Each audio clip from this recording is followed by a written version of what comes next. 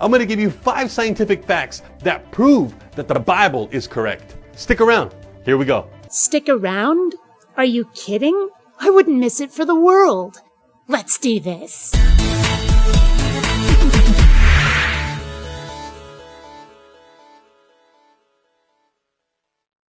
Greetings, fellow space travelers. BionicDance here. And what we have today is a fellow who goes by the Christian on Fire. No, he's not being burned at the stake, though I do intend to burn him pretty bad in this video. So, let's hear his 5 scientific reasons the Bible is true, yeah? Scientific fact number 1. Now, we've all heard people laugh about the creation account in Genesis 2:7 about man being formed from the ground, particularly from the dust. And although many laugh at it and make fun of it, but what's interesting is that scientists have just now discovered that the human body is comprised of 28 base trace elements, all of which are found in the earth. Wow. Humankind has been found to contain similar elements that can be found on their planet of origin. Imagine that. This says nothing about the origin of humans, however, which is what the Bible is claiming to know. And while science hasn't quite shown how abiogenesis, the forming of life from non-life, has come about, evolution has certainly given us the best manner in which humans came to be, and they certainly were not there at the beginning. Scientific fact number 2. Many great philosophers and thinkers of the 16th century actually claimed and thought that the world was flat. Yet the Bible said in Isaiah 40:22, He sits enthroned above the circle of the earth.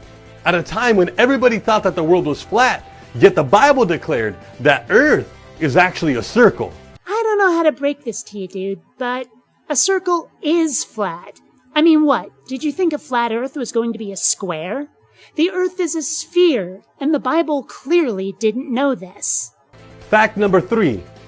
Scientists express the universe in terms of time, space, matter, and energy. Yet in the creation account in Genesis chapter 1, we read, In the beginning, time, God created the heavens, space, and the earth, mass. Then God said, Let there be light, energy. Even the creation account is scientifically accurate. Scientifically accurate?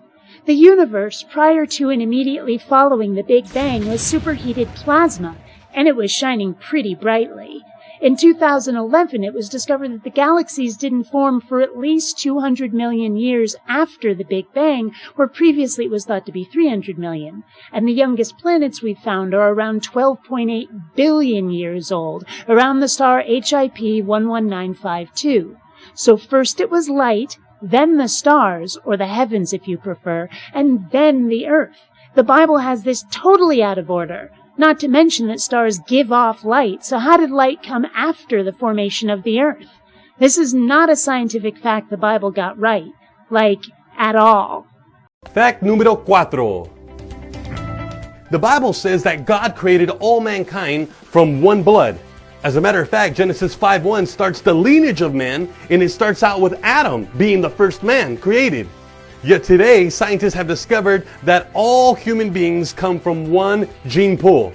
As a matter of fact, in 1995, they actually did a study of 38 men from different ethnic groups, and they studied the Y chromosomes. And what they discovered was that it was consistent with the account in the Bible. Wow, people from the same species had similar DNA.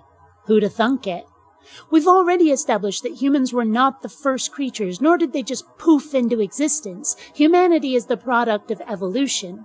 Furthermore, there is no way Adam was first. Humans are naturally female. Even in the womb, it takes a while for the differences to show up with fetuses that have a Y chromosome. And speaking of Y chromosomes, a female needs 2 X's, which you're definitely not going to get from Adam's X and Y rib. I suppose a geneticist might be able to manage it by taking Adam's 1 X chromosome and then combining it with an X chromosome sperm. But as I understand it, combining too many of the same genes is the reason why children who are the product of incest tend to be fucked up. That's one more swing and a miss for the Bible. Scientific fact number 5. It was once thought that air was weightless, yet in recent years, meteorologists have actually calculated that the average thunderstorm holds thousands of tons of rain. And in order for air to carry this load, air must have mass. Yet 4,000 years ago, Job declared in Job 28:25 that God establishes the weight of the wind. Oh, for crying out loud. Mass is the amount of matter contained in an object. Volume is how much space it takes up. Density is the ratio of matter to volume, and weight is how much gravity is pulling on it. That's why things weigh less on the moon, because there's less gravity. The truth is that clouds have almost no mass because they're not a solid object. They're made up of droplet particles, and each is technically its own object, light enough for heat to allow it to float. It's when the air gets cold that the water begins to condense and then fall as rain. And wind isn't air. Wind moves the air. From the difference in heat between the equator and the poles, the centrifugal force of the planet's rotation, the deflection of the Coriolis effect, the shape of the terrain, and so on. But the air itself isn't the wind, and the weight of the wind is essentially a contradiction in terms. So next time you write off the Bible as some mystical book that is inaccurate in science, you might want to look at it again. You know what else has a lot of true science in it? Science fiction books. Note the emphasis on fiction. The authors incorporate real-world science into stories about people who don't actually exist. Just saying. Until next time, fellow space travelers, this is BionicDance saying don't run on automatic. Instead, please think.